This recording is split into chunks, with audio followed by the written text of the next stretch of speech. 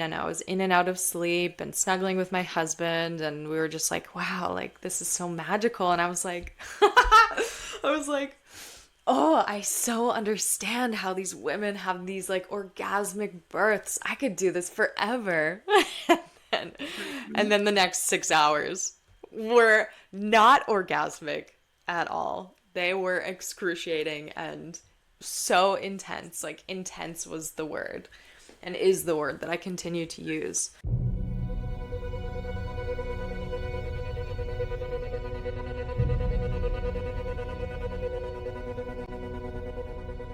This is Mysticism's podcast, a space for incredible as well as life stories that speak to the mystical in you.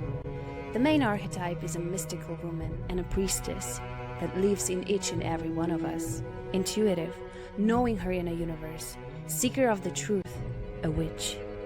We want to touch deeply hidden parts of you that are desiring magic. Let it activate you, let it inspire you. Allow yourself to feel how creation moves through you. You will find yourself in these stories. Here, the goddess inside you will remember. We'll talk about the magic of the mundane, nature, women's wisdom, spirituality, and so much more. Listen to yourself.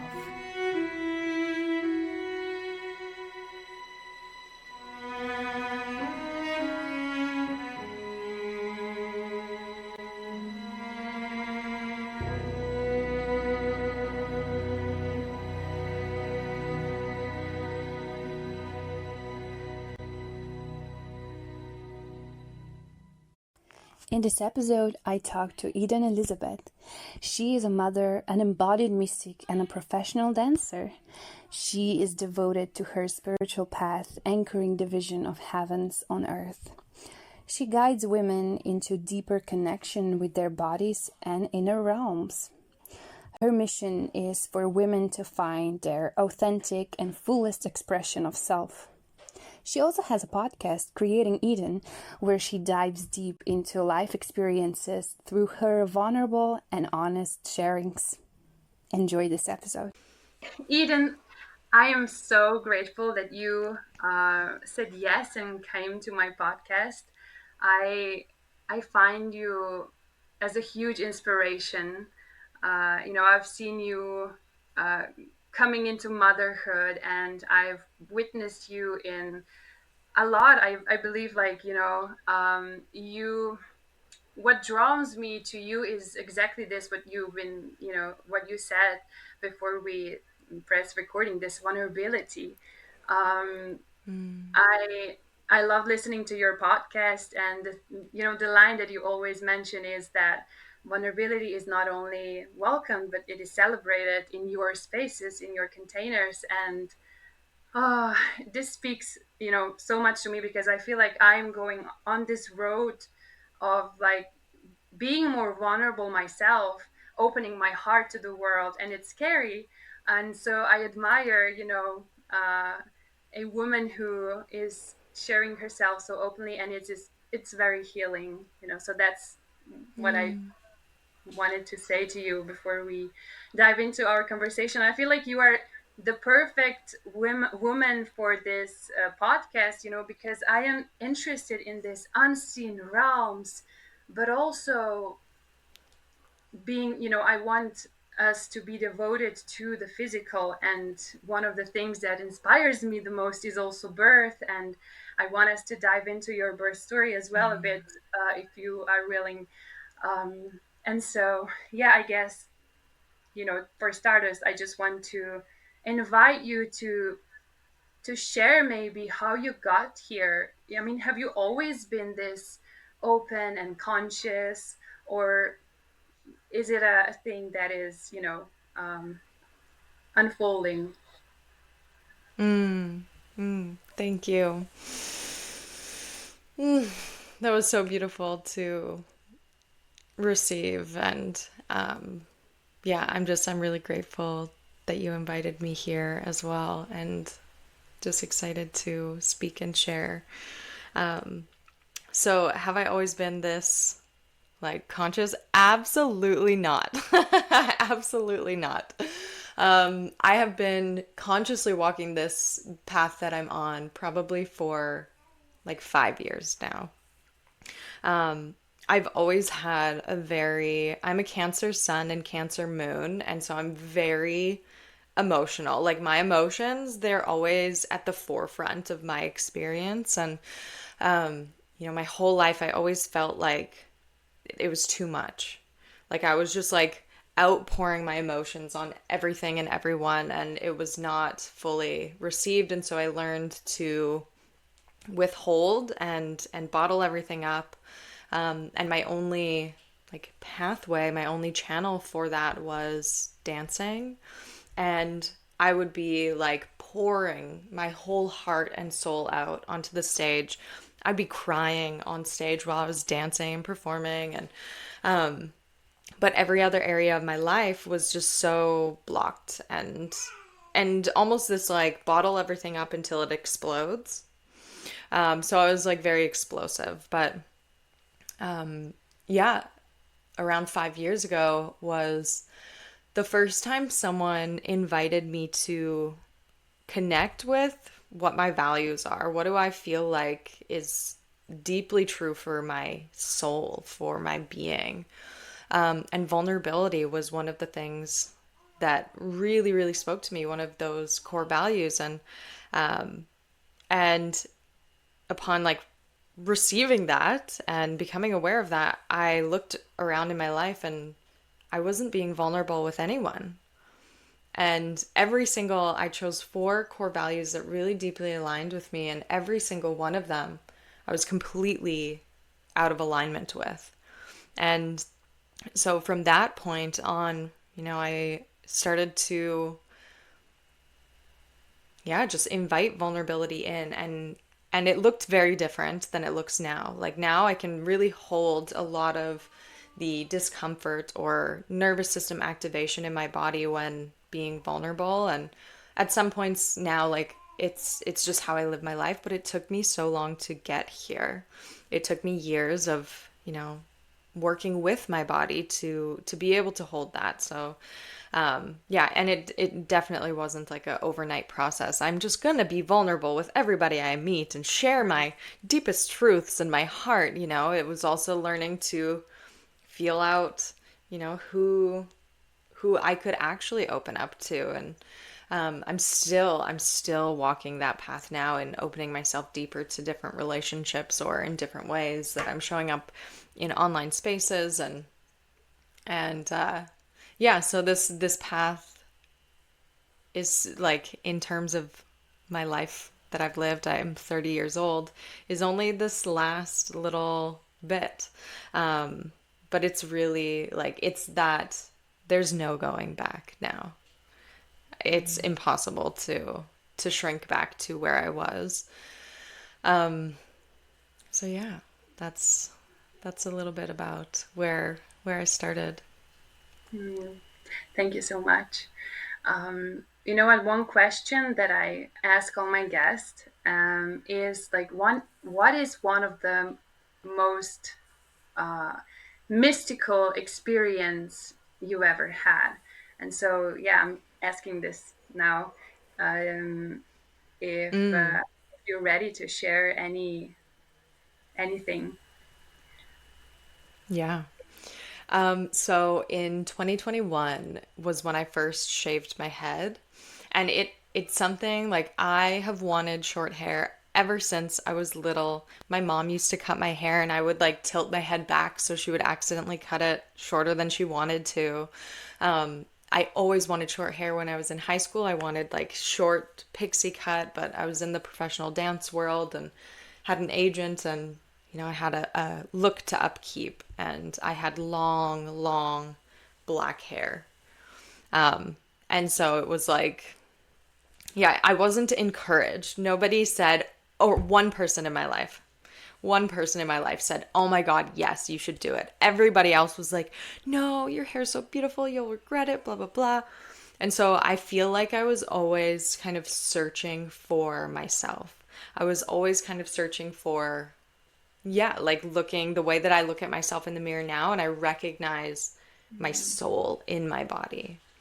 And so when I first shaved my head in 2021, it was after a couple of years of like constantly changing my hair, cutting it and growing it out, and cutting it a little bit shorter, growing it out, and had like a little mullet at one point. I did have a pixie cut with like long hair on top at one point. I had like a bob. And then my partner at the time, I was like, I just woke up and was like, I need to get this hair off of my head. And he was like, no, don't do it. I don't think you should do it. I don't know if I'll be attracted to you if you shave your head. And I was just like, I don't care. And I drove to Target and I grabbed some clippers and I came home and I shaved like right down the middle. And like I didn't even shave it very short. When I look back, I'm like, oh my God, I have so much hair still. But for me, it felt that like just the energy of using clippers rather than scissors was Mhm. so different. And so I shaved my head and I went into my room and I sat in front of my mirror and I just remember looking at myself and fully seeing myself. It felt like I fully saw myself for the very first time. Wow. And I was in a really big season of a lot of inner work and a lot of, healing and reconnecting, or calling back lost parts of my soul. And that moment, like, I just remember sobbing. And then I stood up and I put my music on and I started dancing around and I had my eyes closed and I felt like this part of my spirit that was severed when I was around 17 years old. She showed up and she came back and I was like 20, I don't know. I was like 25, 26 at the time, but it was like my 17-year-old self and my 20-something-year-old self were taking turns dancing in my body. And like I would feel my 17-year-old self come in and the way that I was dancing would completely change. And, I recognized the ways that I would dance when I was 17 and I hadn't experienced that in, so many years. And so it was just this like probably the first time where I felt like tangible, which not really tangible, but it felt tangible in my body that like all of the energy work and spirit work that I was doing was real. And it like all clicked into place and fully landed in my body in that moment. So, yeah, I would say, as like a mystic, I have so many experiences where, I'm deeply connected to spirit in that way. But that was like that first time where it was just absolutely mind blowing. Wow. It's like you are speaking to me in a way, and it's funny, and I didn't want it to go down this road, but um, I sang a lot when I was a teenager. And, just recently I went back and was listening to myself, and I got this tension because it was like the way I felt being on that stage. I started to feeling it again, and it was not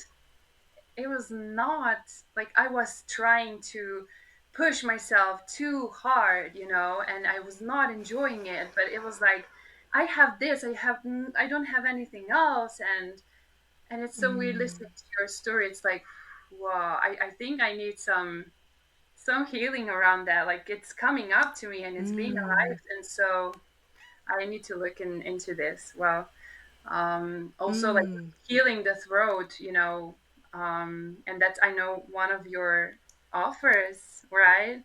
um so it's weirdly synchronistic right now. I love synchronicities, and I feel like the more I am on this journey of embodying this, let's say mystic or whatever, it's coming, it's flooding these synchronicities, Yeah. and it's wild. And then people are like, wow, it's so magical, I want to be living my life like that. And it's like, you can, like, it's not something that is unattainable. Like everyone can do this, everyone can tap into our bodies, and it's where we start, right? Absolutely. And I used to be that woman who would look at other women doing this work, but who were a few years ahead of me, and be like, oh my God, I want to be there. But I don't want to do the stuff that I have to do to get there, because that's uncomfortable, and that's like, expands me, and I feel safe being where I'm at now because I know that I can survive here. I know that I can, live here, and it might not necessarily be exactly what I want, but I know I can make it through. And so like I don't want to do all that. But it's like that is the foundational work where we get to have these beautiful, expansive, mystical experiences. If we can't even, close our eyes and feel what's alive in our bodies, feel like, oh, there's this block in my throat. Oh, I'm not expressing myself in this way. If we can't even close our eyes and feel what's alive in our bodies, how are we going to tap into spirit and then feel the way that spirit is moving through our bodies, So yeah, I really resonate with what you said. And yeah, thank you for sharing a little bit of your experience with that and listening to your younger self singing. And I think it's really powerful that we can really see and feel ourselves a lot more clearly. Obviously, we've got so many more years of experience and understanding, and but my 17-year-old self, I had no idea that I was trying to, like, the lesson in that season of life was to really allow myself to be a light. Because I grew up in this dance competition world where I was always competing against my friends, and if I won, everyone would be sad. If she won, everyone else would be sad. And it was always this like, don't outshine your friends. Don't shine brighter than anybody else. And yet that was like, but that's why I'm here, not to put anyone else down, but to shine and to just be in my expression. And so reflecting back on that, and having that 17-year-old self, kind of that soul fragment or piece click back into place, it was like, like that's all she wanted. She didn't care about anybody else. She just wanted to dance. She just wanted to dance. And I would come alive when I was on stage because, as I shared, like, I poured my heart and my soul into the way that I would perform. It was like a genuine outpouring of me, not performing as somebody else. Even though I was sometimes playing a character or playing a story that I didn't actually live in this lifetime, I was still pouring my soul, and people recognized that. In the dance world, it's like, oh, you have the it factor. And as an adult now, I'm like, oh yeah, the it factor is you're just allowing yourself to shine. Like, your soul shines through when you move your body.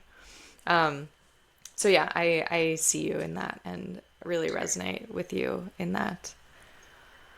I also find it so healing, the way we see another person shining and being, allowing and expressing their full selves, it's so healing for us. And that is why I feel like it is important that we do share ourselves, like online, for example, that we put ourselves out there. Um, yeah, because just by being us, we can, you know, help and heal. And yeah. Yeah. Yeah, exactly. Being that lighthouse, and meeting Hannah, she is, how we connected, right? We were both in the first round of Inner Mastery together, and meeting Hannah, she gave language to what I knew in my being, but didn't know at the forefront of my mind, which was being the lighthouse. By me bringing my light and sharing it openly, and not dimming it, but allowing the full expression to come through, I am a lighthouse. I am that, like, oh, so people can see what's around them. It's also that mirror, right? Because some women will be like, oh my God, she's shining so bright. I want to shine like that too. How do I get there? And then some other women will be like, you're not allowed to do that. You're not allowed to shine that much. You're too much. You're too big. Dim yourself so that I feel more comfortable. And so it's really a mirror for whatever is already alive within us, if we are yearning for this permission to show up in our fullness, and then we see a woman do that, we're like, oh, I'm allowed. I'm allowed. Oh my God, yes. And then we do it, right? But if we're like, been told we're too much, we're not allowed to shine, and then we see other women shining, it's like, oh, but I thought we're not allowed to do that. So you can't do that. If I'm not allowed to do that, you can't do that either.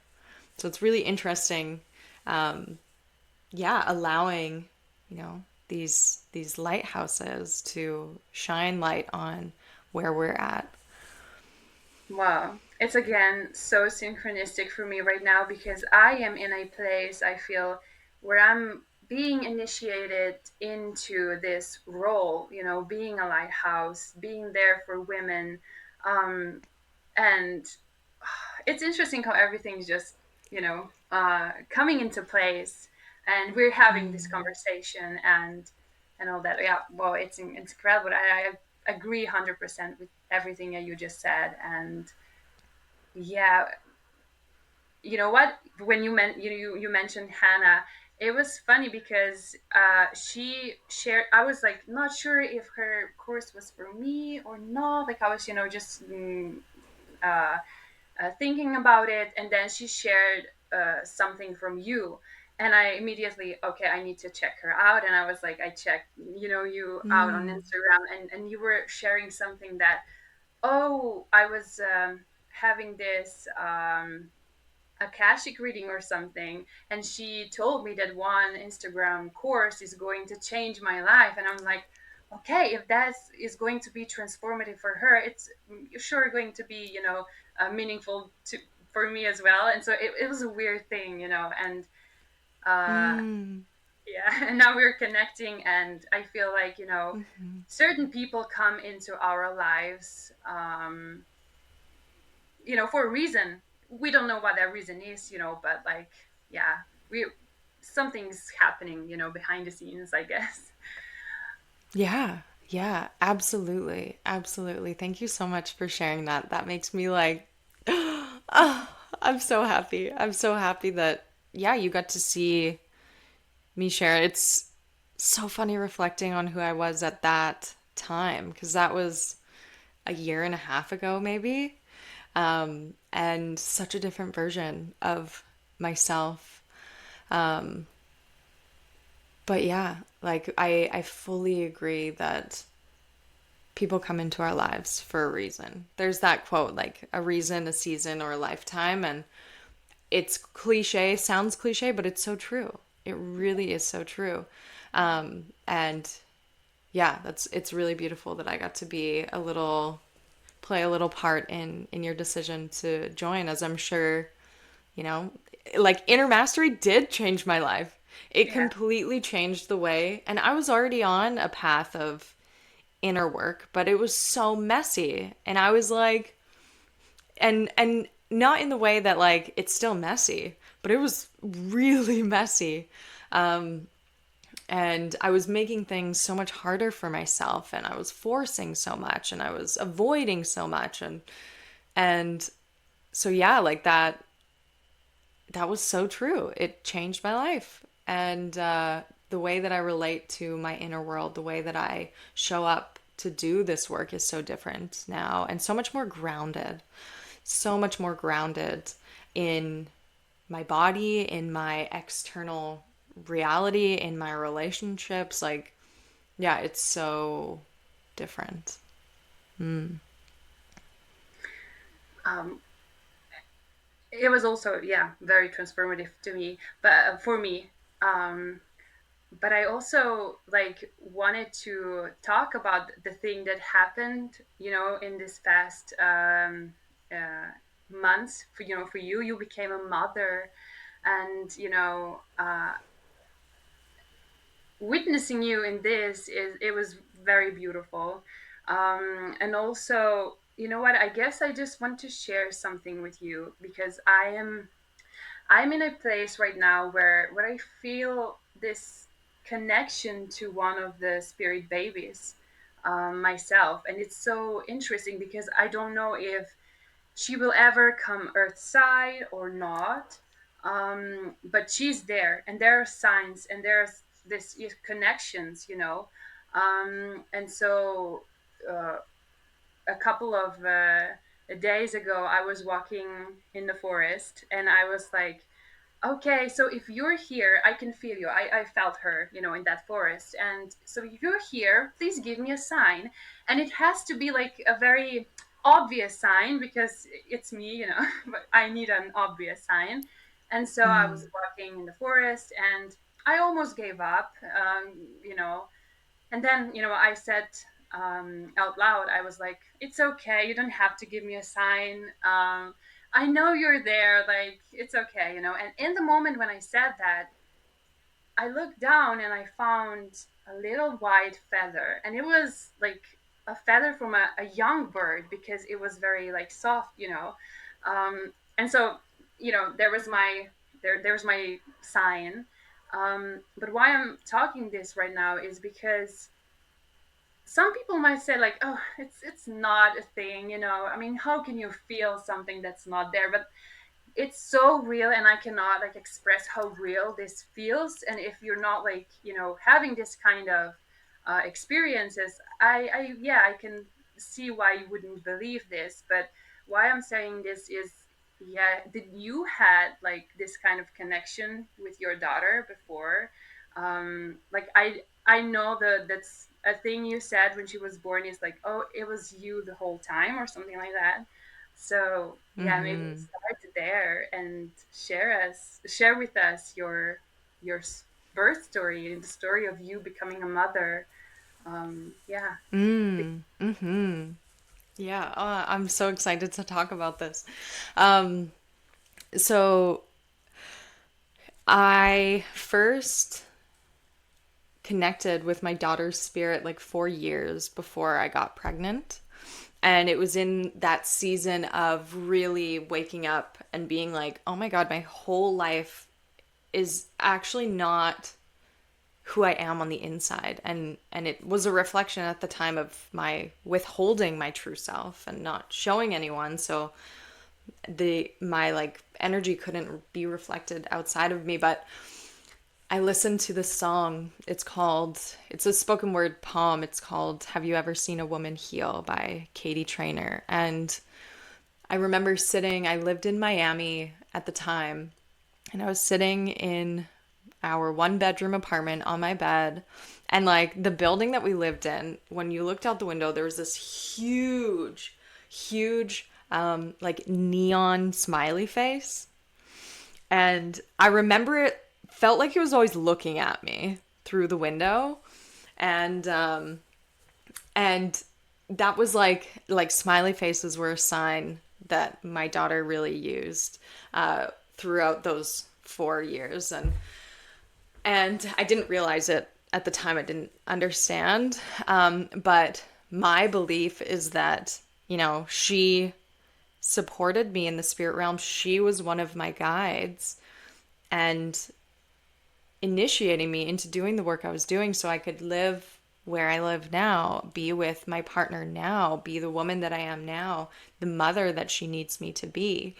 And I was listening to this song, and it was just this moment of like, same thing, just sobbing and goosebumps. And I remembered being like, am I going to have a baby?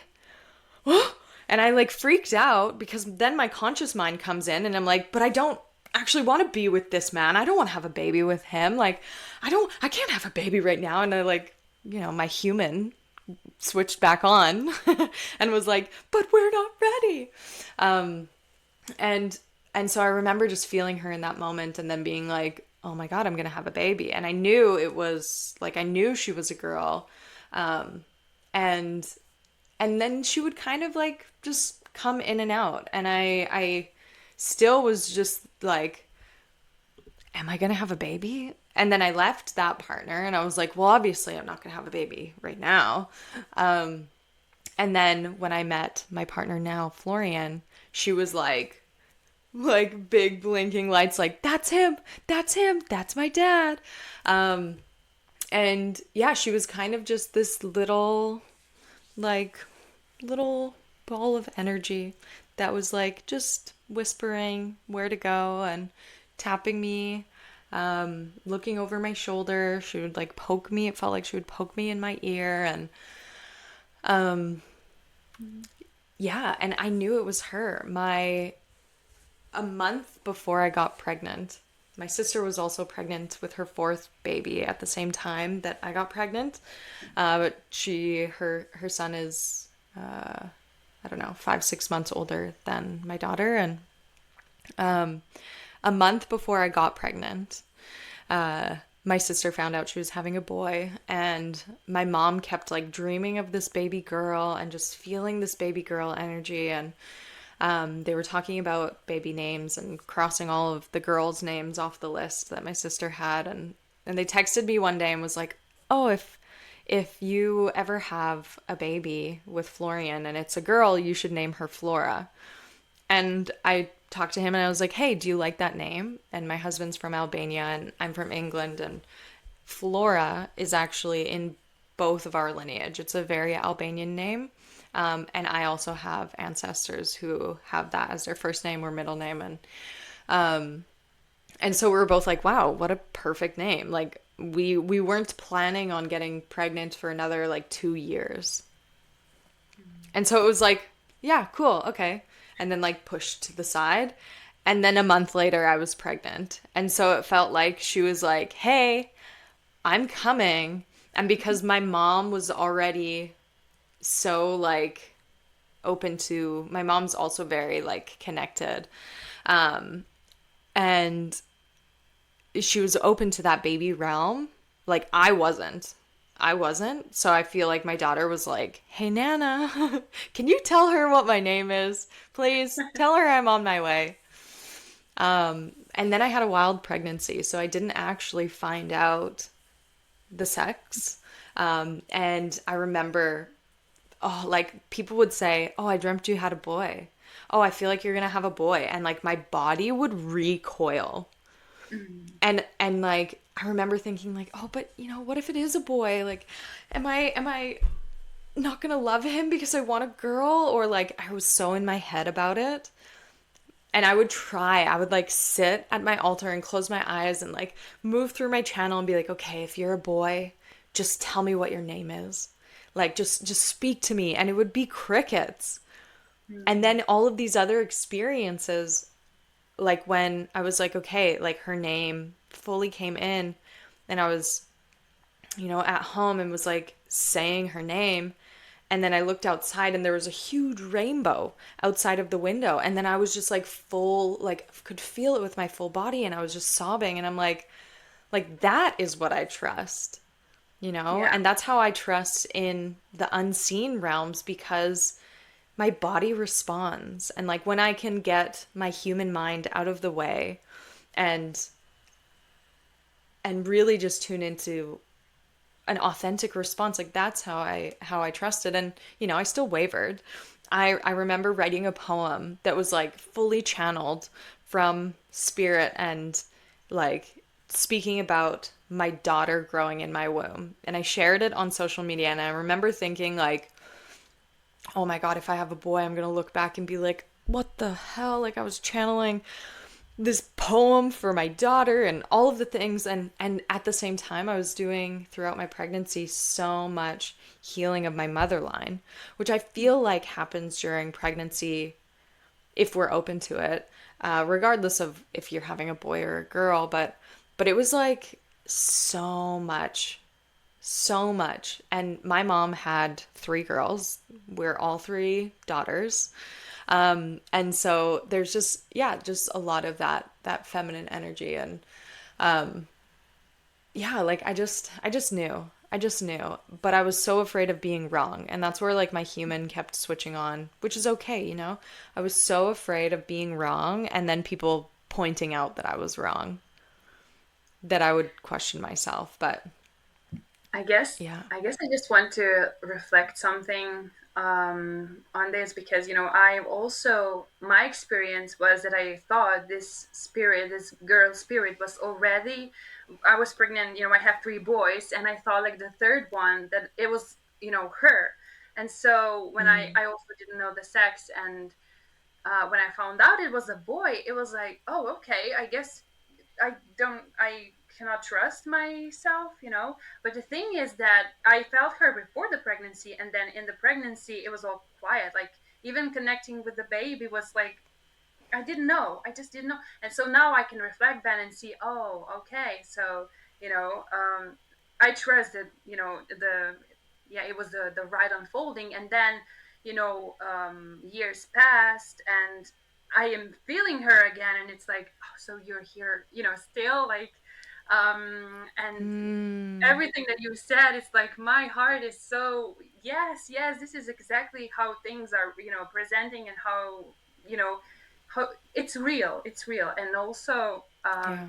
I feel it like, you know, just like I said before, because there is like a bit of a, not a doubt, but like, what if she doesn't come outside? Like that is okay for me, but I know, I see she's real, and there is a timeline where, you know, she is real, but I just need to move towards that timeline. I see she is guiding me towards a certain timeline, towards a certain, you know, version of myself, just like you said, like, you know, she wanted you now in this you know, embodiment, being a mother that you are now.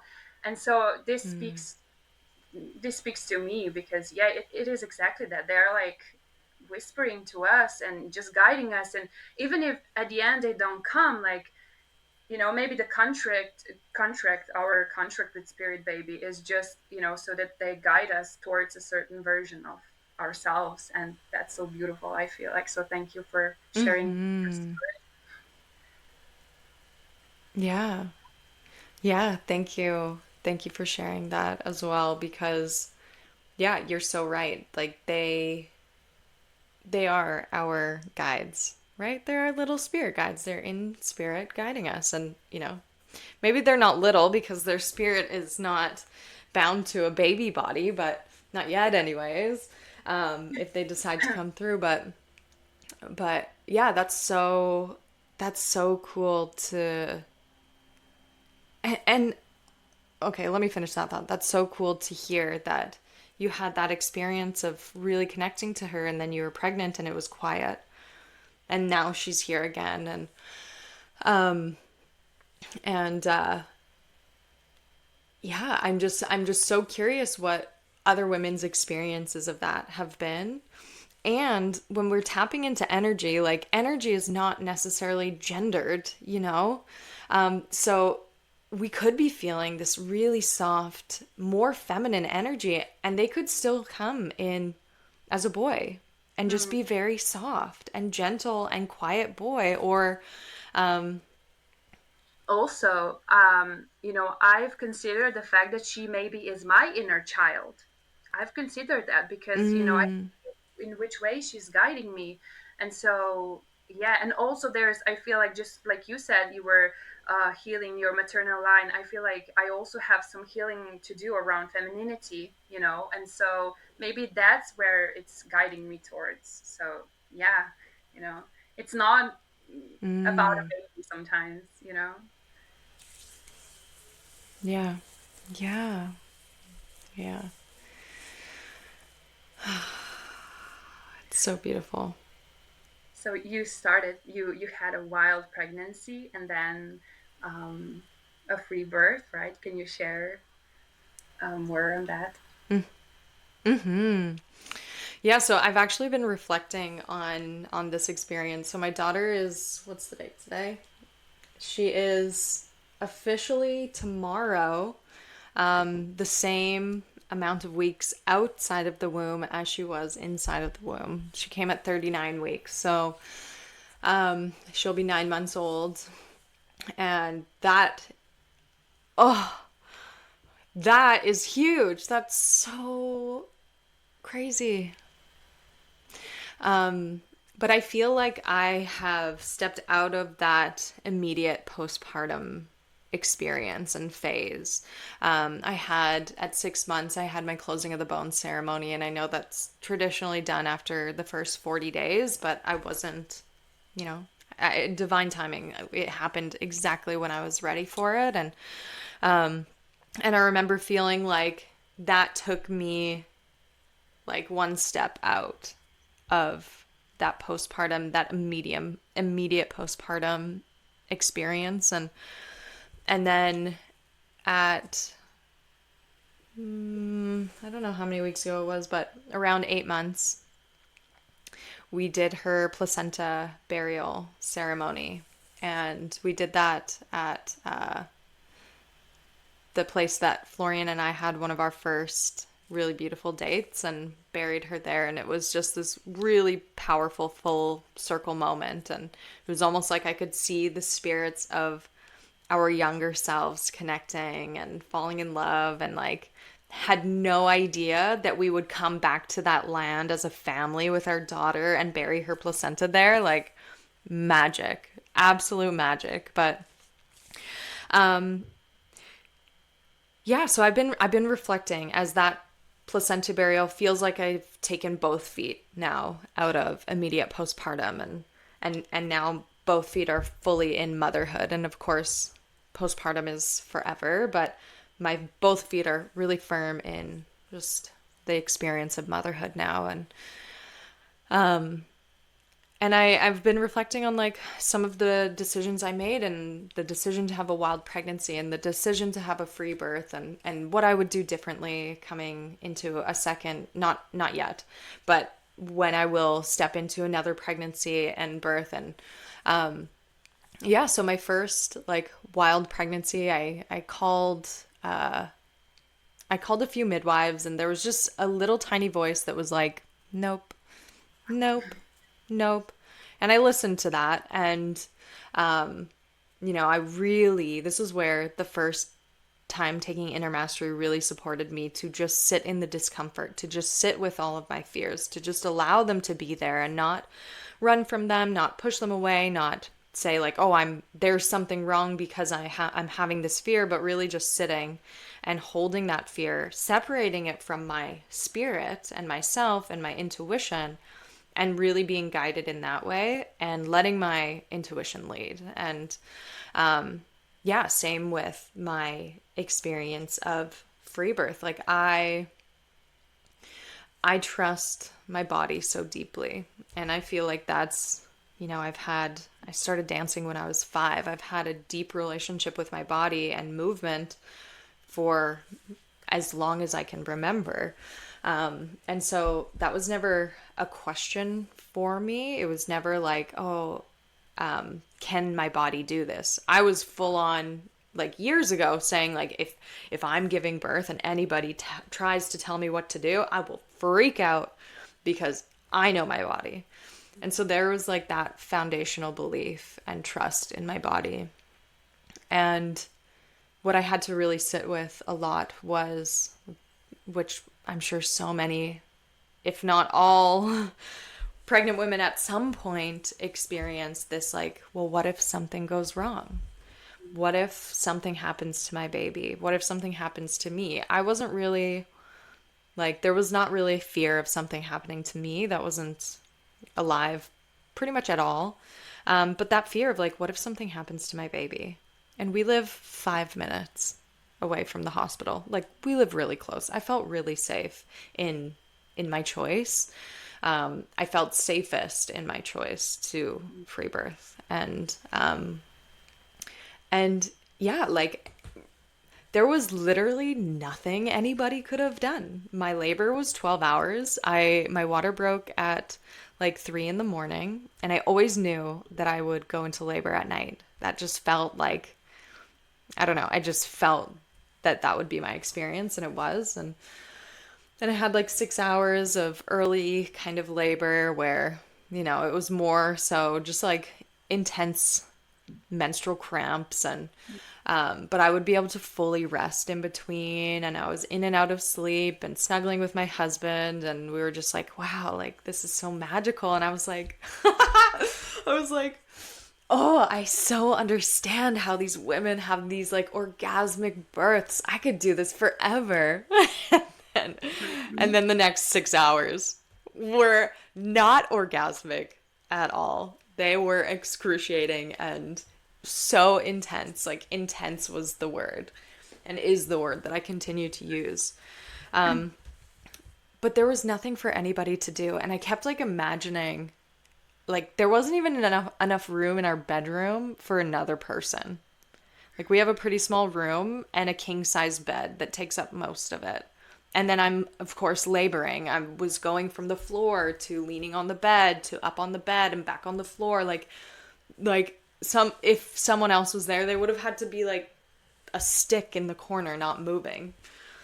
But there was never a point where it was like, oh, I need somebody else. When my waters first broke, there was this little bit of fear, and like I noticed that desire to reach outside of myself for somebody to make me feel safe. And then I just connected back to my body. I'm like, okay, well, like this is going to happen, and I'm not going to push my baby out in 2 minutes. Maybe that's some women's experience, but like for me it was like, okay, there's time. Can I find safety in this space?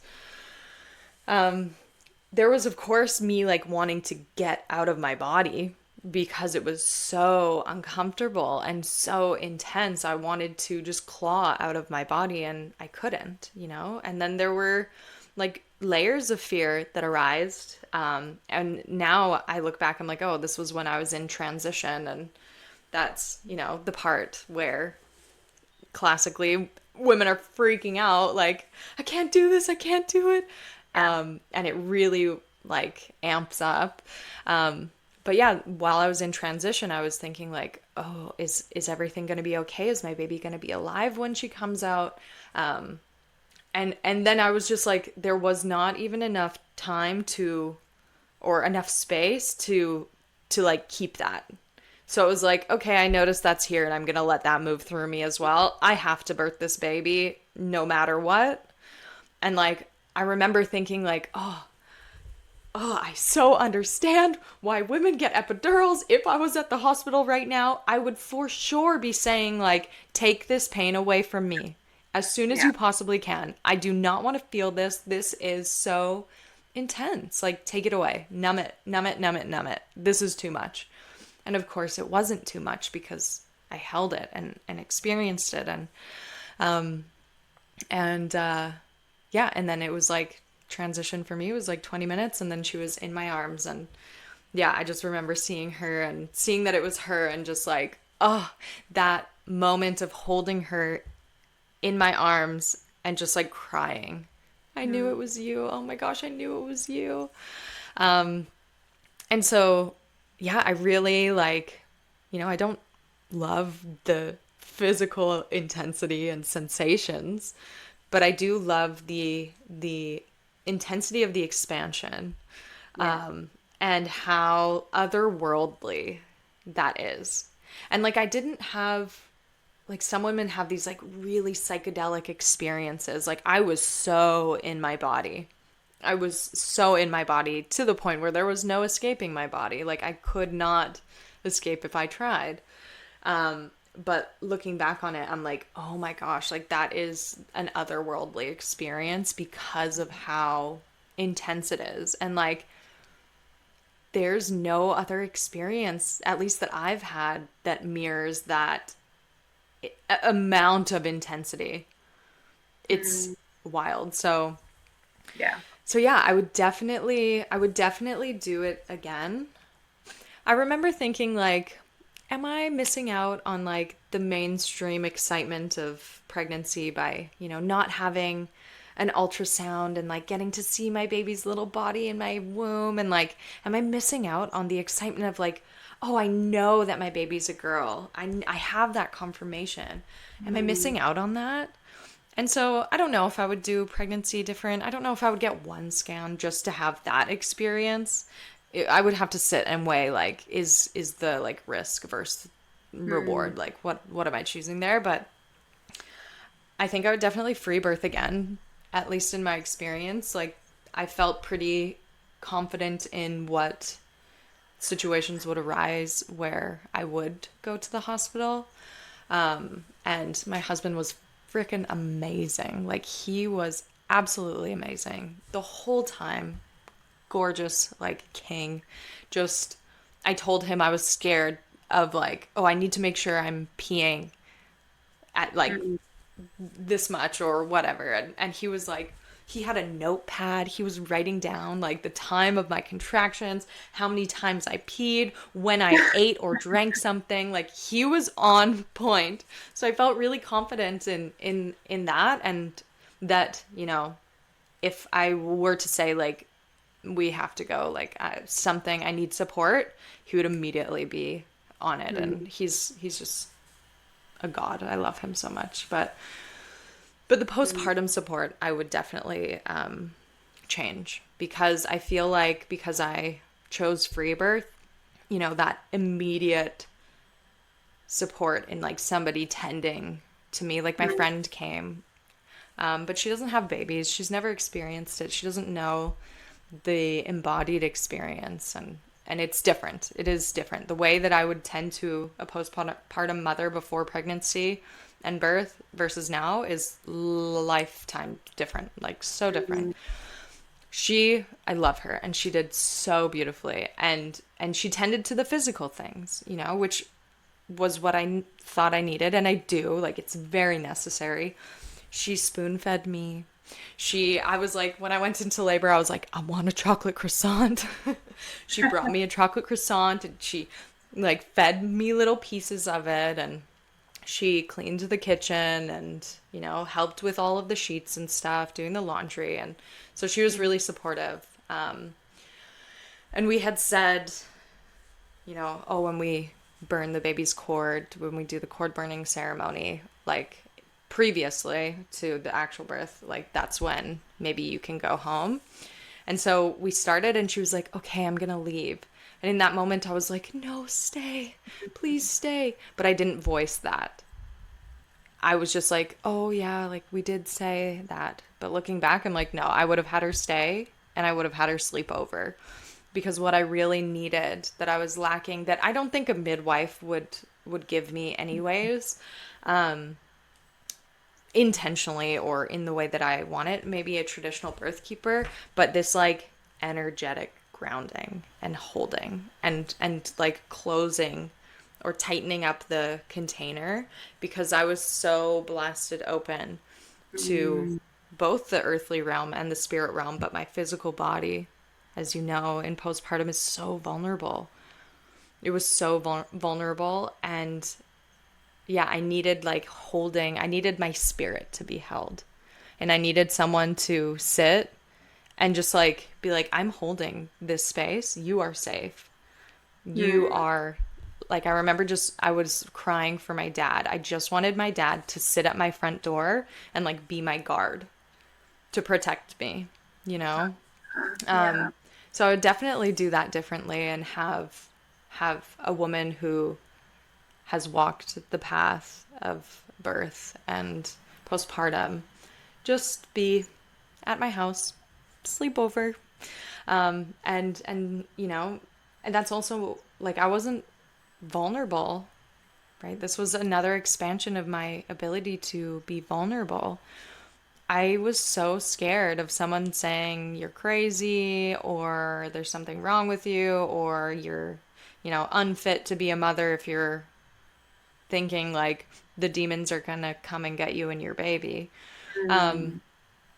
But so I was so scared of actually like admitting that, you know? And like I had seen all these women online, and this is where like authenticity and vulnerability online is so important. So we're not painting pictures that are only half of the story. And it's also our responsibility as consumers to, you know, use our discernment. And so there's two sides there, but all I had seen was like blissful postpartum. And so I was like, oh, I need to uphold that image too, which of course I didn't need to.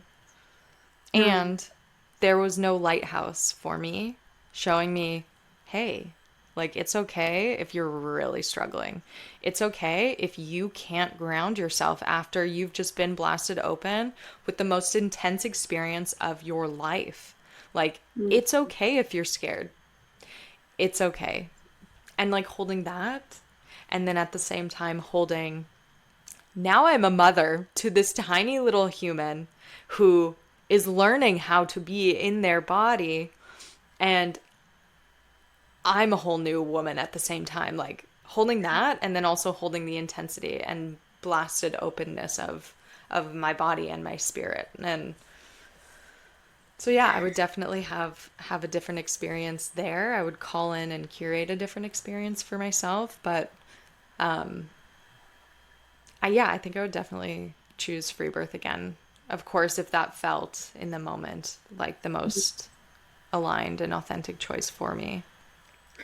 Oh, there are some things that I want to say, and first of them is like, thank you for sharing this. You know, I am actually being called to this path of like sovereign birth keeper, and yeah, I feel like it's a calling, and it shouldn't be a job, you know what I mean?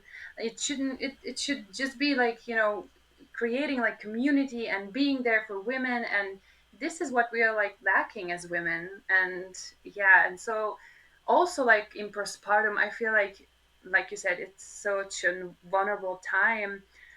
There's so much grief even after an ecstatic birth. There's so much grief because of course you are a whole new person, and you're, you know, the part of you died, and you're a new person now, and there's this grief of like never having that previous life again and all of that. So um yeah, where are the women who are holding, you know, us in those moments? So yeah, thank you for saying that. Yeah, because one thing, mother knows grief. Like even if we don't have like tragic experiences, you know, we're still like, it's that. I mean, even a small grief is grief. Like, you know, we shouldn't like how do you say this? Um, compare. We shouldn't compare, you know, my grief to your grief. And yeah, so postpartum is really very, very interesting time, very vulnerable, very expensive. Yeah.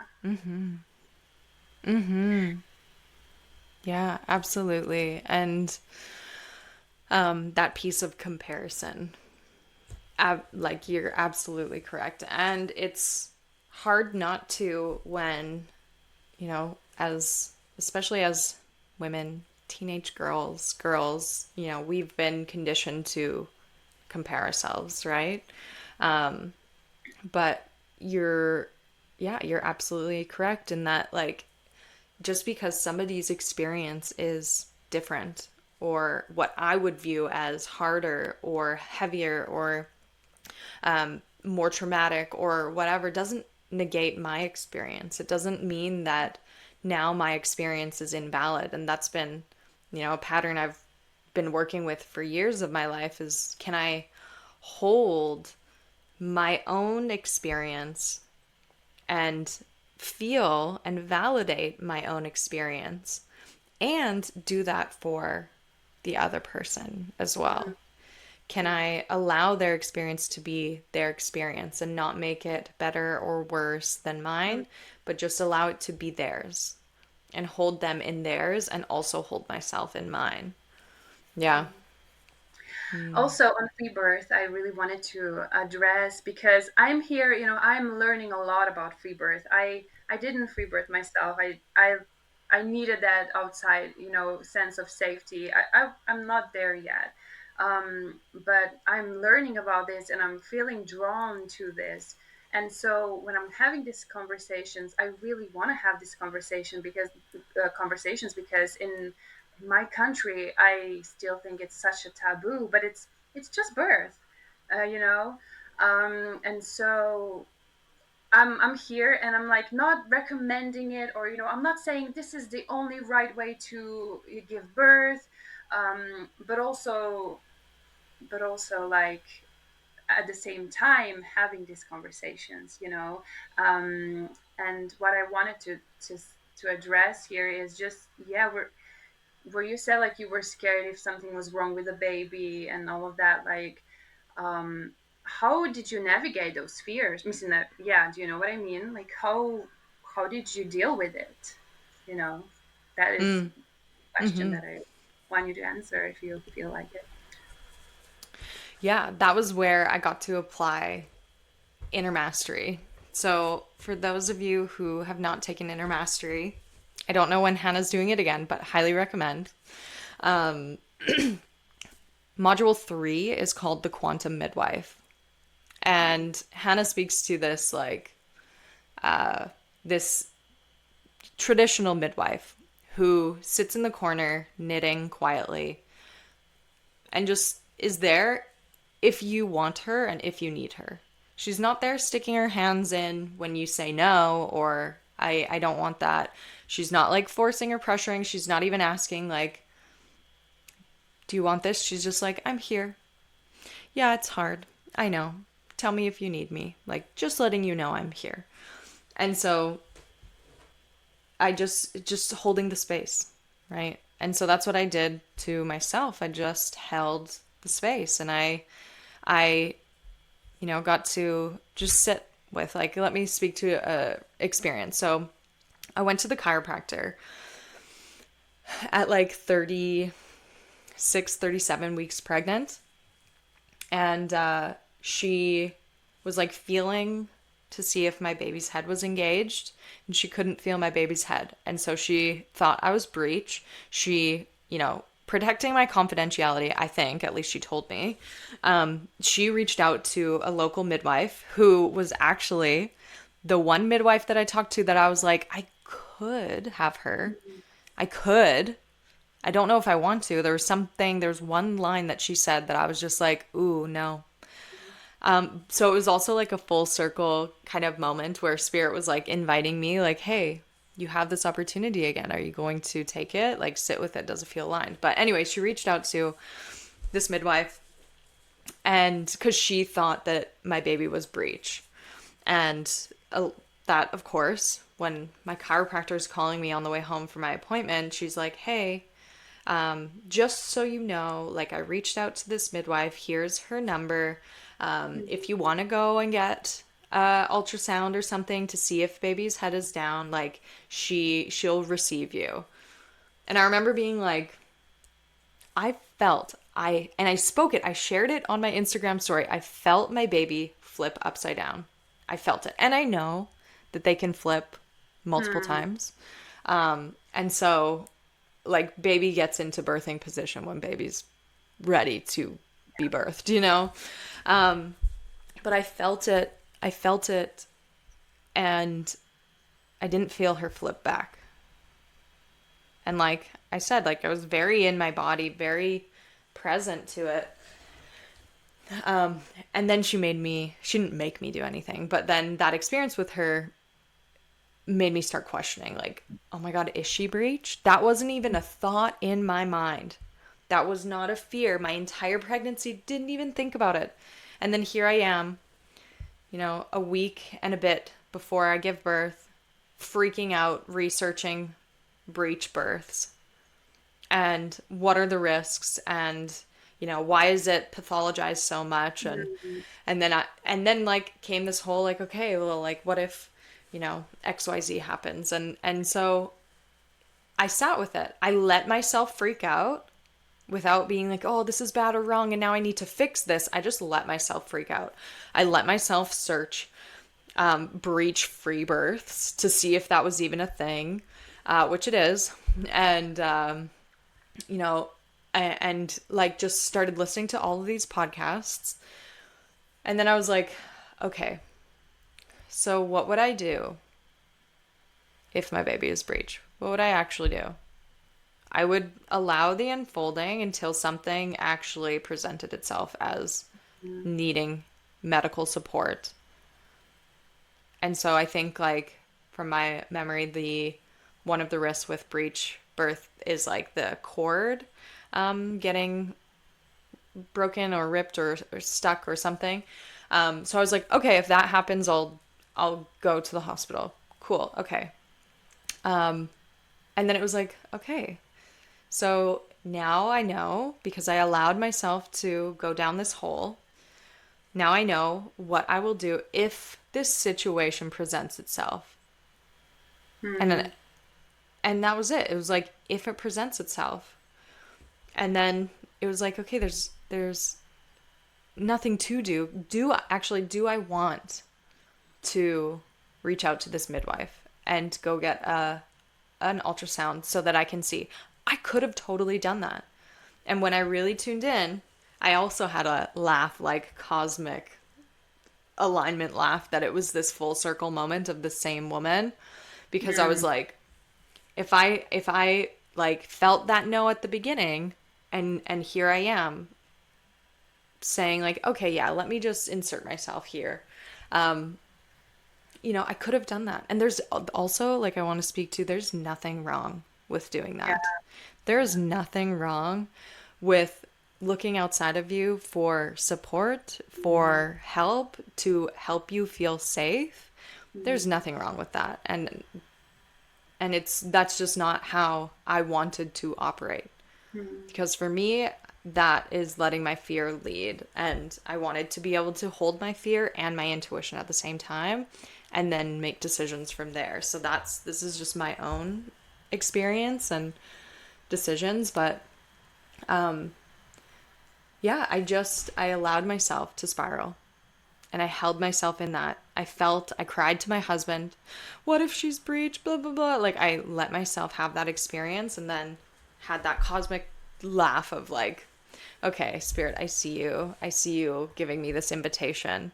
And do I actually need that? No, because I was able to then, regulate and find safety in my body with my husband. I was able to find safety. And if I wasn't able to find safety and I was just like an anxious, dysregulated mess where I was like, I can't even think, I can't speak, I can't do anything because I'm so scared, then yeah, I would have been like, okay, this is going to help ease my fear. And I Mm. would have gone. But I found safety, and my intuition was like, she's not breech. Like, I feel it. I felt her. I feel her kicks every day. I feel her Yeah. tiny little fingers clawing at me. Like, I feel where she is in my body. And I'm going to choose to trust that because that's what I can feel. And then she Mm. wasn't breech. She was like head down, as I thought. And yeah, so I wouldn't say like those are little tests, but in a way, I think that maybe they are like when you're pregnant, and I see how all everything that's unfolding is like, okay, that this is right, everything is right, everything is okay, this road or this road, it's both are okay. But mhm. I've also had this experience where I've seen firsthand, I've witnessed, my midwife working, and it was like it wasn't really aligned. But then I didn't listen to this and still invited her in my space, even though I did had those thoughts like, just don't call her, and I did Mm. call her. I was not there, I didn't. Now maybe I would choose differently, I don't know, but like everything is okay. And also, like, we choose everything, like we choose it, like from our unconscious we choose it. And here is like a great mirror, to how we actually do choose our reality from the way we see the Mhm. world, and from our subconscious and all of that. So yeah, thank you Mhm. for sharing this story, because it just kind of, oh, I remembered, my own experience. And so yeah, thank you. Yeah. um Yeah. Thank you for sharing that. I feel like that's also a very common experience of women who maybe say like, "Oh, I don't have intuition, or I'm not connected to my intuition." And yet she's in this experience where she's like, "Ooh, this doesn't feel right." And she ignores that because she's been saying, "I don't have intuition." Rather than yeah. like giving her intuition the mic and saying like, "What do you feel?" Okay, I'm going to listen to you. I'm going to trust you, which goes back to like trusting the unseen. How do you trust what's not tangible? And it's like, because I feel it. And Yeah. that is a tangible experience in my body. So do I trust my body? Do I trust what I feel in my body? And yeah, that's like a whole different realm that I could dive into, but I Yeah. also Is there recognize that we've been is talking there for anything that over an you'd like hour, to, so yeah, is there anything that you'd like to like share before we finished, to kind of wrap this out, or anything that you kind of wanted to share and didn't, yeah, anything.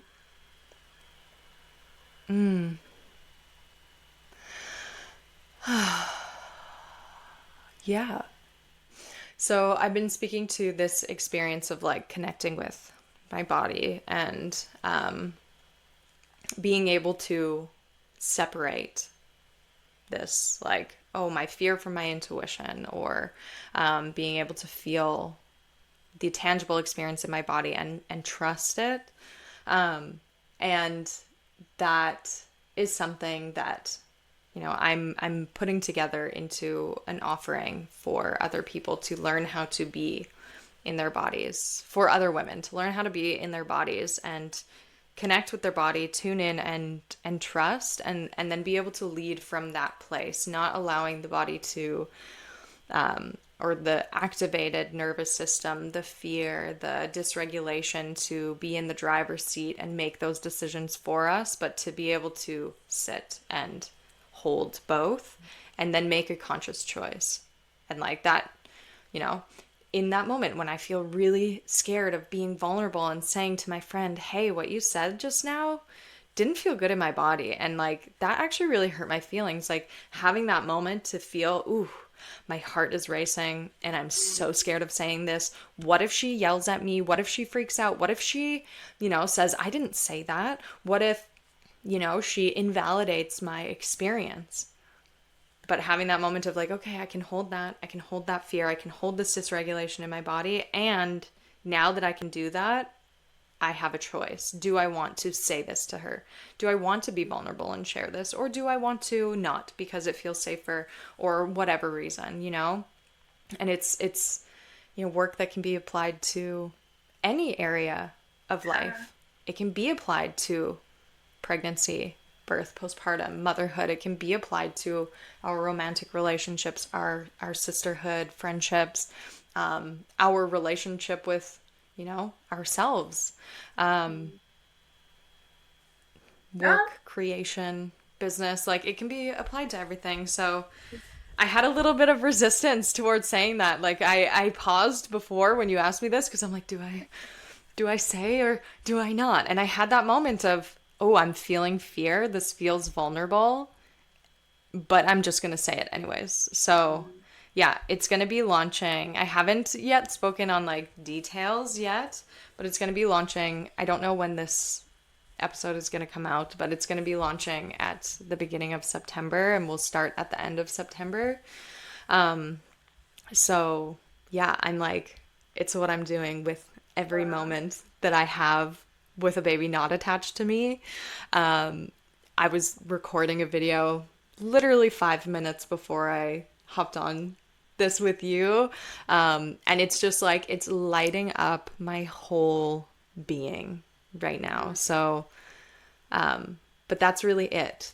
The medicine of it is getting into the body and learning how to trust our bodies. So, yeah. I can see your excitement, and it is exciting, and I'm happy for you to give birth to this project. So yeah, I'm glad that you shared it and that we got to experience this, whatever you're offering in real time right now. So um, thank you so much, Eden. I am so Yeah. glad that we got to have this conversation. It was a beautiful conversation, and yeah, Yeah. thank you. Oh, Thank you also. where can people find you? I'll put down in the show notes. Okay. Yeah. Yeah. You can find me on Instagram. That's where I'm active pretty much daily. Sometimes I take a day or two over the weekend off, but pretty much daily I'm there. And my handle is just creating Eden with two N's, EDENN. So yeah, I'm in the midst of, redoing all the website and offerings and things, gearing up for this launch. But yeah, you'll find everything there. Thank you. Yeah, thank you so much.